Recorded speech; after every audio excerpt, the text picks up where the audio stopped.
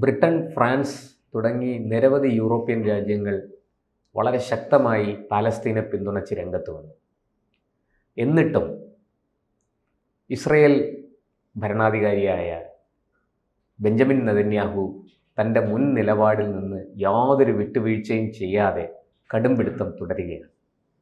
എന്താണ് ഈ പാലസ്തീൻ്റെയും ഇസ്രയേലിൻ്റെയും ഭാവി? നെതന്യാഹു ഭാവിയിലൊരു വിട്ടുവീഴ്ച ചെയ്യും? അല്ല, ഇസ്രയേലിൻ്റെ എല്ലാ കാലത്തെയും സ്റ്റാൻഡ് അത് തന്നെയാണല്ലോ. ദ്വിരാഷ്ട്രവാദം അവർ അംഗീകരിച്ചിട്ടില്ല. ഒന്ന്. രണ്ടാമത്തത് ബ്രിട്ടനും ഇപ്പം ഒരു രാജ്യത്തിനെ സംബന്ധിച്ചിടത്തോളം ആ രാജ്യത്തിൻ്റെ ജനങ്ങളെ ബാധിക്കുന്ന പ്രശ്നങ്ങളാണ് അതിൻ്റെ ഭരണാധികാരി ആദ്യം നോക്കേണ്ടത്, അല്ലേ?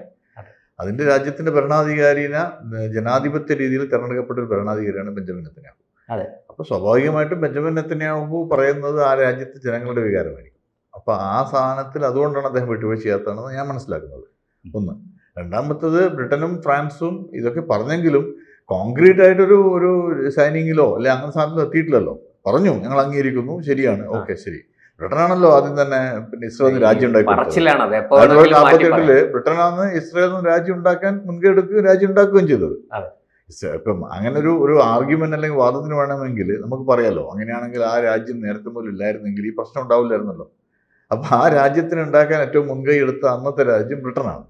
ആ ബ്രിട്ടനാണ് എന്ന് പറയുന്നത്. അത് എന്താണ് ബ്രിട്ടൻ്റെ പൊളിറ്റിക്സ് എന്ന് അവർ നോക്കേണ്ടി വരും. ഒന്ന്.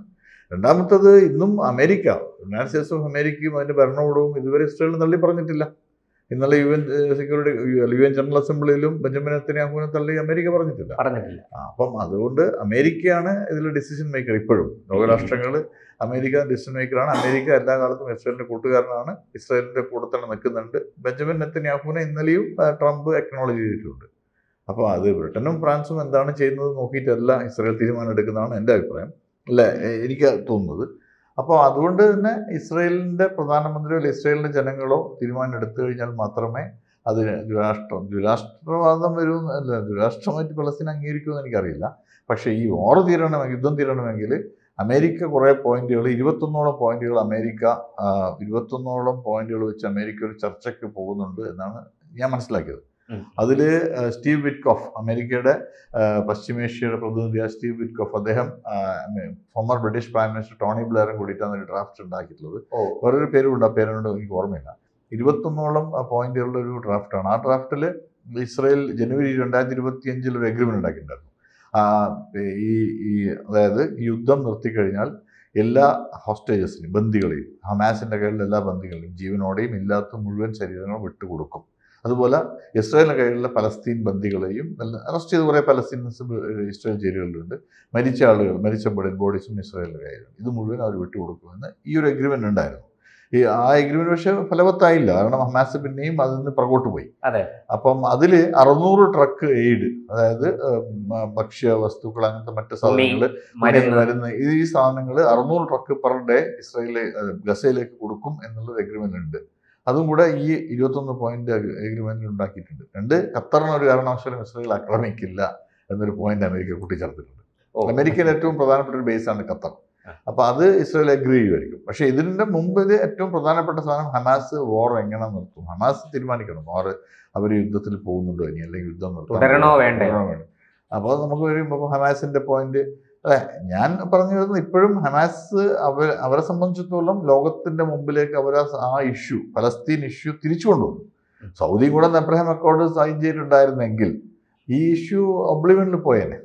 ഒക്ടോബർ 7 ഹമാസിനെ സംബന്ധിച്ചിടത്തോളം എത്ര വലിയ ഫിസിക്കൽ കാഷ്വാലിറ്റീസ് ഉണ്ടായിരുന്നെങ്കിലും ഹമാസിന്റെ ഒരു പൊളിറ്റിക്കൽ സ്റ്റേറ്റ്മെന്റ് അവരുണ്ടാക്കിയിട്ടുണ്ട്. അതായത് പലസ്തീൻ ഇഷ്യൂ സ്റ്റിൽ ലൈവ്. ആ ഇഷ്യൂ വീണ്ടും ലോകത്തിന്റെ മുൻനിരയിലേക്ക് കൊണ്ടുവരാൻ ഞാൻ അന്നും പറഞ്ഞിട്ടുണ്ട്. ഹമാസിന് സക്സസ് ആയി. അപ്പോൾ ഇപ്പോഴും പറയുന്നത് ഹമാസ് ഈ വാർ ഇങ്ങനെ തീരുമാനം എടുക്കാമെന്ന്. അപ്പം ഇസ്രായേൽ, എനിക്ക് തോന്നുന്നു ചിലപ്പം ഇത് പെട്ടെന്ന് തന്നെ തീരുമാനിക്കും. ട്രംപ് ഇന്നലെയും പറഞ്ഞിട്ടുണ്ട് ഈ വാർ ഉടൻ തീരും. ട്രംപിന് വലിയ തലവേദനയായിരിക്കും ഈ സംഭവം. അല്ല, ട്രംപിന് ഈ നോബൽ പ്രൈസ് ഒക്കെ വേണമല്ലോ, അതിൻ്റെ പിന്നാലെ നിൽക്കുകയാണല്ലോ കൂടി. അപ്പോൾ അതുകൊണ്ട് ഈ വാർ അങ്ങനെ തീർക്കാൻ ശ്രമിക്കും. മാത്രമല്ല വാർ തീരണം എന്ന് നമ്മളെല്ലാം ആഗ്രഹം. എങ്ങനെ യുദ്ധം നടത്തി എന്തായാലും സംഘർഷം ഒക്ടോബർ 7 ഉണ്ടായി, സത്യമാണ്, വലിയ സംഭവമായിരുന്നു. പക്ഷേ അതിന് പകരം എത്രയോ കുഞ്ഞുങ്ങളടക്കം മരിക്കല്ലേ, വെള്ളം കിട്ടാതെ. നമുക്ക് സുഖമായിട്ട് ഇവിടെ ഇരുന്ന് കഥ പറയാം. ഗാസ ശരിക്കും ഒരു ശവപ്പറമ്പായി മാറിക്കഴിഞ്ഞു. കൃത്യമായിട്ടും ഈ ഗാസയുടെ പുനരുദ്ധാരണത്തെ കുറിച്ച് എന്തെങ്കിലും പറയുന്നുണ്ടോ? അതെ അതെ അതെ, ഈ പോയിന്റിൽ ഗാസയുടെ പുനരുദ്ധാരണം പറയുന്നുണ്ട്. മിഡിൽ ഈസ്റ്റേൺ സിറ്റീസ് ഉണ്ടാക്കിയതുപോലെ, അതായത് മിഡിൽ ഈസ്റ്റേണിലെ പ്രധാനപ്പെട്ട സിറ്റികളായ UAE, ദുബായ്, അബുദാബി, അതുപോലെ കുവൈറ്റ്, ഇതൊക്കെ ഉണ്ടാക്കിയ വലിയ ഗ്രൂപ്പ്സിനെ കൊണ്ടുവന്നിട്ട് ഗസേന്റെ പുനർനിർമ്മാണം നടത്തും. അതുപോലെ ആർക്കൊക്കെ ഗസയിൽ നിൽക്കണം അവർക്കൊക്കെ ഗസയിൽ നിൽക്കാം. പക്ഷെ ഒരിക്കലും ഹമാസിന് ഇനി ആംസ് എടുത്തിട്ടുള്ള പരിപാടിക്ക് സമ്മതിക്കില്ല. ആ അഗ്രിമെന്റ് അങ്ങനെയാണ്. അതുപോലെ ടണൽസ്, അവരുടെ ഭൂഗർഭ തുരങ്കങ്ങൾ, ഈ തുരങ്കങ്ങൾ മുഴുവൻ ഡിസ്ട്രോയ് ചെയ്യും. ഇങ്ങനത്തെ ഒരു കൺസ്ട്രക്ഷൻ അല്ല ഇങ്ങനത്തെ ഒരു ഡെവലപ്മെന്റ് ഗസയിൽ ഉണ്ടാവുക. പിന്നെ മറ്റൊരു പ്രധാനപ്പെട്ട പോയിന്റ് ഞാൻ വായിച്ചു നോക്കിയിട്ടുണ്ട്, ഇസ്രായേൽ പത്രങ്ങൾ വായിച്ചത്. അതിൽ പറയുന്നത് വെച്ചാൽ ടൈംസ് ഓഫ് ഇസ്രായേൽ എക്സ്ക്ലൂസീവ് വരുന്നത്. അതിലവർ പറയുന്നത് വെച്ചാൽ ഈ ഡീ റാഡിക്കലൈസേഷൻ കുട്ടികളുടെ ഇടയിൽ അല്ലെങ്കിൽ അടുത്ത ജനറേഷൻ്റെ ഇടയിൽ ഡീ റാഡിക്കലൈസേഷൻ, ഇന്റർഫെയ്ത്ത് അല്ല മറ്റു മതങ്ങൾ മോശക്കാരാണെന്നും മറ്റു മതങ്ങളിൽ കൊല്ലപ്പെടേണ്ടവരും ജൂതന്മാർ കൊല്ലപ്പെടേണ്ടവരാണെന്നും അങ്ങനത്തെ ഒരു ചർച്ച കുട്ടികളുടെ ഇടയിൽ ഉണ്ടാക്കാവുന്ന രീതിയിൽ എല്ലാ ഇന്റർഫെയ്ത്ത് ഡയലോഗ്സിന് അവസരം ഉണ്ടാക്കും. അത് ഒരു ക്ലോസ് സൊസൈറ്റി അല്ലാതെ ഇതര മതങ്ങളെ കുറിച്ച് കൂടി പഠിക്കാനും അവരെ പറ്റി ചർച്ച ചെയ്യാനും ഉള്ള അവസരം ഉണ്ടാക്കും. മറ്റു മതങ്ങളിലും മോശക്കാരല്ല, മറ്റു മതങ്ങളിലും നല്ല ആളുകളുണ്ട്, അല്ല മറ്റു മതങ്ങൾക്കും നല്ല സാധനങ്ങളിൽ എസിമുലേറ്റ് ചെയ്യാനുണ്ട് എന്നുള്ള രീതിയിലുള്ള ഒരു സാധനം നടത്തും. അതും കൂടി ഈ പോയിന്റിലുണ്ട്. എന്തായാലും ഈ പറഞ്ഞതുപോലെ ഇസ്രായേൽ ഇതിന് വഴങ്ങുമോ ഇല്ലയോ? അമേരിക്കയുടെ സമ്മർദ്ദം അല്ല, അമേരിക്കയുടെ സമ്മർദ്ദം മാത്രമല്ല, ഇസ്രായേൽ വഴങ്ങണമെങ്കിൽ ഇസ്രായേലിന്റെ ക്യാബിനറ്റ്, ഇസ്രായേലിന്റെ ജനങ്ങളും കൂടെയുള്ള തീരുമാനമെടുത്തിട്ട് വഴങ്ങുള്ളൂ. ഇസ്രായേലിൽ ജനാധിപത്യപരമായിട്ട് നിരവധി പ്രകടനങ്ങൾ ഉണ്ടായിട്ടുണ്ട്. ബെഞ്ചമിൻ നെതന്യാഹുവിനെതിരെ അദ്ദേഹത്തിന്റെ വീട്ടിലേക്ക് ഞാൻ കഴിഞ്ഞ 2 പ്രാവശ്യം പറഞ്ഞു. ഇസ്രായേൽ ഒരു ഡെമോക്രാറ്റിക് കൺട്രിയാണ്. അവിടെ കൃത്യമായിട്ടും ഭീകരമായിട്ടുള്ള പ്രകടനങ്ങളും പ്രതിഷേധങ്ങളും ഒക്കെ നടക്കും. ബെഞ്ചമിൻ നെതന്യാഹുവിനെ പച്ചക്ക് ചീത്ത വിളിക്കുന്ന ആളുകൾ തെരുവിൽ തന്നെ ചീത്ത വിളിക്കും. അവരെ കൂടെ മൊസാദ് പിടിച്ചുകൊണ്ടുപോവുകയും ഇടിച്ചത് ശരിയാക്കൊന്നുമില്ല. ടെഹ്റാനിൽ മറ്റേ ഇത് എന്താ പറയാ, വെയിലിടാത്തപ്പം പരിപാടിയൊന്നുമില്ല. ചൈനയിൽ ചെയ്യുന്ന പോലും അല്ലെങ്കിൽ അഭിപ്രായ സ്വാതന്ത്ര്യം കൃത്യമായി പ്രശ്നമുണ്ട്. അല്ല, ഇസ്രായേൽ ഗവൺമെന്റ് ഡെമോക്രാറ്റിക് ഗവൺമെന്റ് അവർക്ക് നിൽക്കാണ്ടിരിക്കാൻ പറ്റുമോ? ഒരു 20% അറബിക് മുസ്ലിംസ് ഉള്ള കൺട്രിയാണ് ഇസ്രായേൽ. അവർ പല സ്കൂളുകളിലും ജ്യൂസും അറബ്സും ഒരുമിച്ച് പഠിക്കുന്ന നിരവധി സ്കൂളുകൾ ഗവൺമെന്റ് സെക്ടറിൽ അവിടെയുണ്ട്. പുറത്തുനിന്ന് നമുക്ക് എന്നിട്ടാണ് നമ്മുടെ നാട്ടിൽ ഈ ഇസ്രായേലിനെ കുറിച്ച് ഇങ്ങനെ കണ്ണുപൊട്ടുന്ന ചീത്ത പറഞ്ഞ ആൾക്കാർ. അല്ല, അതൊക്കെ ഒരു വളരെ ഒരു നെറേറ്റീവ് ക്രിയേറ്റ് ചെയ്യല്ലേ. ഇത് അത്യാവശ്യം കുറച്ച് ആളുകൾക്ക് അറിയുന്ന കാര്യങ്ങൾ. ഇവിടെ കുളം കലക്കി നേട്ടം കൊയ്യാൻ വേറെന്താണ് താല്പര്യം? ഇവിടുത്തെ മെജോറിറ്റി, ഇവിടുത്തെ വോട്ട് ബാങ്ക് പൊളിറ്റിക്സ് എന്താണ്? ഇവിടുത്തെ അരി, പഞ്ചസാര, ഇതിന്റെ വില ഒന്നും ഒരു പ്രശ്നമല്ല. അങ്ങ് ഗാസയിലെ വിഷയമാണ് ഇവിടെ ചിലർക്ക്. നമ്മള് 91 കണ്ടാണല്ലോ സദ്ദാം ഹുസൈനെ വേണ്ടി ബന്ദ് പ്രഖ്യാപിച്ചത്. EMS പ്രഖ്യാപിച്ചാണ്.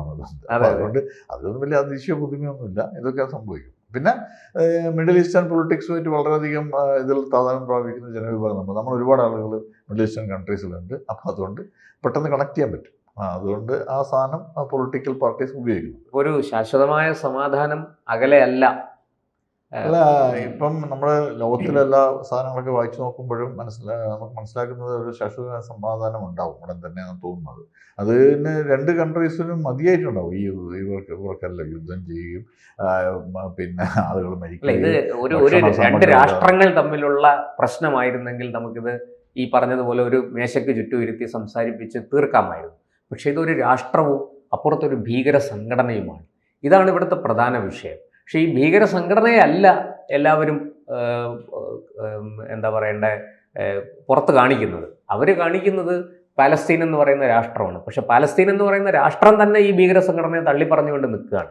ഈ ഒരു സങ്കീർണമായ സാഹചര്യത്തിലാണ് ഇങ്ങനെ ഒരു ചോദ്യം ഉയരുന്നത്. തീർച്ചയാണ്. പലസ്തീൻ അതോറിറ്റിന്റെ പ്രൈം മിനിസ്റ്റർ മെഹബൂബ് അബ്ബാസ് അദ്ദേഹം പറഞ്ഞിട്ടുണ്ട്, ഹമാസിനെ ഞങ്ങൾ തള്ളിപ്പറയുന്നു. ഹമാസാണ് ഞങ്ങൾ ഇത്രയും കൂടുതൽ ദുരിതത്തിലേക്കും ബുദ്ധിമുട്ടിലേക്കും ഞങ്ങൾ കൊണ്ടുപോയത്.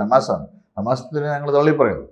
പലസ്തീൻ അതോറിറ്റിക്ക് പകരം പണ്ട് ഹമാസ് അടക്കാലത്ത് ഇസ്രായേലിൽ തെരഞ്ഞെടുപ്പ് എങ്ങനെ തെരഞ്ഞെടുപ്പ് ദൈവത്തിനറിയാം. ആ തെരഞ്ഞെടുപ്പിലൂടെ അധികാരത്തിൽ വന്നിട്ടുണ്ട്. അന്ന് ഇസ്മായിൽ ഹനിയായിരുന്നു പ്രൈം മിനിസ്റ്റർ. ആ സമയത്ത് ഇവർ വലിയ ഉയർന്ന കെട്ടിടങ്ങളുടെ മുകളിൽ നിന്ന് പലസ്തീൻ അതോറിറ്റിയുടെ, പലസ്തീൻ PLOന്റെ ഒക്കെ പഴയ നേതാക്കന്മാരെ എറിഞ്ഞു പോകുന്നിട്ടുണ്ടായിരുന്നു. അപ്പൊ ഇതൊരു മുസ്ലിം കോസിന് വേണ്ടി നിൽക്കുക എന്ന് പറഞ്ഞാൽ നമുക്ക് സമ്മതിച്ചു കൊടുക്കാൻ പറ്റില്ല. ഇതൊരു പിന്നല്ലാതെ ഇതൊരു ഇസ്ലാമിക രാഷ്ട്രീയമായ അധികാരത്തിന് വേണ്ടിയിട്ടുള്ള അധികാരം വഴി ബില്യൺസ് ഓഫ് ഡോളേഴ്സ്, ഈ മതത്തെ ഇളക്കി വിടും. $9 ബില്യൺ ആണ് ഇസ്മായിൽ ഹനിയന്റെ അസറ്റ്സ് എന്നാണ് പറയുന്നത്. അതുപോലെ തന്നെ അത്ര തന്നെ ഖലീദ് മെഷലാണ്. ഖലീദ് മെഷൽ നമുക്കറിയാലോ, കേരളത്തിൽ കൊണ്ടുവന്നതാണ്. വീഡിയോ വെർച്വൽ കോൺഫറൻസ് അഡ്രസ് ചെയ്തതാണ് കോഴിക്കോട്. ഖലീദ് മെഷൽ ഹമാസിന്റെ പഴയ ചെയർമാനോ എന്താ പറയാ, അവരുടെ ഏറ്റവും പ്രധാനപ്പെട്ട നേതാവാണ്. ഇപ്പോഴും അദ്ദേഹമാണ് ഒരു, എനിക്ക് തോന്നുന്നു ഈ ഡിസ്കഷന് പിറകിൽ നിന്നിട്ട് മുൻകൈ എടുക്കുന്ന ഒരാൾ അദ്ദേഹമാണെന്ന് തോന്നുന്നു. ഖത്തറിലാണ് ഇവരുടെയൊക്കെ ബേസ്. ഇവർക്ക് വലിയൊരു അല്ല, ഇവരൊക്കെ വളരെ സുരക്ഷിതമായിട്ട് എവിടെയെങ്കിലും ഇരിക്കും. പക്ഷെ അവർക്ക് ജീവൻ കൊടുത്തു. ഇപ്പൊ യഹിയ സിൻവറും മുഹമ്മദ് ദൈഫുമായിരുന്നു അവിടെ ഏറ്റവും വാറിയേഴ്സ്. അതിനകത്ത് നിന്ന് അവരെവിടെയും പോകാത്തതിന് അവിടെ നിന്നിട്ടായിരുന്നു അവരെ യുദ്ധം നയിച്ചിരുന്നത്. രണ്ടുപേരും മരിച്ചു, രണ്ടുപേരും കൊല്ലപ്പെട്ടു. മുഹമ്മദ് ദൈഫും കൊല്ലപ്പെട്ടു, യഹിയ സിൻവറും കൊല്ലപ്പെട്ടു, അദ്ദേഹത്തിന്റെ കുടുംബാംഗങ്ങളെല്ലാം കൊല്ലപ്പെട്ടു. ഇസ്മായിൽ ഹനിയുടെയും മക്കളൊക്കെ 2-3 മക്കളൊക്കെ മരിച്ചിട്ടുണ്ടായിരുന്നു. അതൊക്കെ അവരുടെ കോസ്റ്റിന് വേണ്ടി കൊടുത്തു, അത് ശരിയാണ്. പക്ഷെ ആ കോസ്റ്റ് എങ്ങോട്ടൊക്കെ കൊണ്ടുപോയത് എന്നുള്ളത് വലിയ സാധനമാണ്. പക്ഷെ ഒറ്റ സാധനം അതിൽ എനിക്ക് ഇപ്പോഴും പറയാൻ പറ്റും, ഹമാസിന്റെ ഈ ഒക്ടോബർ 7 ലോകത്തിലേക്ക് ശ്രദ്ധയിലേക്ക് വീണ്ടും പലസ്തീൻ ഇഷ്യൂ അല്ലെങ്കിൽ പലസ്തീൻ നടക്കുന്ന ആ പ്രശ്നങ്ങൾ, പലസ്തീന്റെ പുതിയ രാജ്യം എന്ന സംഭവം കയറി വന്നു. അല്ലെങ്കിൽ ആ സംഭവം ഒരു മറവിയിലേക്ക്, ലോകത്തിന്റെ മറവിയിലേക്ക് പോയിക്കൊണ്ടിരിക്കുകയായിരുന്നു. തീർച്ചയായിട്ടും പോയിക്കൊണ്ടിരിക്കുക. തിരിച്ചു കൊണ്ടുവന്നത് അത് ഹമാസിനെ, അത് ബി റൈറ്റ് ഓർ റോങ്, ഉപയോഗിച്ച മെത്തേഡ് ശരിയാണോ തെറ്റോ എന്നൊക്കെ വേറെ കാര്യം. പക്ഷെ ഹമാസിന്റെ ഇഷ്യൂ ലൈവ് ആക്കിയതാണ്. വേറെ ആരും അതിന് വേണ്ടിയിട്ട് മുൻകൈ നടത്തിയിട്ടില്ല. ഈ പറയുന്ന പലസ്തീൻ അതോറിറ്റിയോ ഈ പറയുന്ന PLO ഒന്നുമില്ല. ഹമാസ് തന്നെയാണ് അത് മുൻകൈ എടുത്തത്, അവർ കൊണ്ടുവന്നു മുൻകൈ. പക്ഷെ അത് വലിയൊരു കോസ്റ്റ് ആയിരുന്നു, വലിയൊരു കോസ്റ്റ്. അങ്ങോട്ടും ഇങ്ങോട്ടും കൊടുക്കേണ്ടി വന്ന വില വളരെ വലുത്, അവർക്കും കൊടുക്കേണ്ടി വന്ന വില വലിയ വലുതാണ്. ഈ അനാവശ്യമായിട്ടുള്ളൊരു സാധനമായിരുന്നു അത്. പക്ഷെ കാരണം ലോകരാഷ്ട്രങ്ങൾ ശ്രദ്ധിക്കുന്നില്ല, അല്ലെങ്കിൽ ലോകത്തിലൊന്നും ഈ സാധനം പലസ്തീൻ എന്നുള്ള ഇഷ്യൂ മറവിയിലേക്ക് പോകുന്നു എന്നുള്ള തീരുമാനമായിരിക്കാം അന്ന് ഇവരെടുത്തത്. കൂടുതൽ വാർത്തകളും വിശേഷങ്ങളും നിങ്ങളിലേക്ക് എത്താൻ ABC മലയാളം സബ്സ്ക്രൈബ് ചെയ്യുക, ബെൽ ബട്ടണും അമർത്തുക.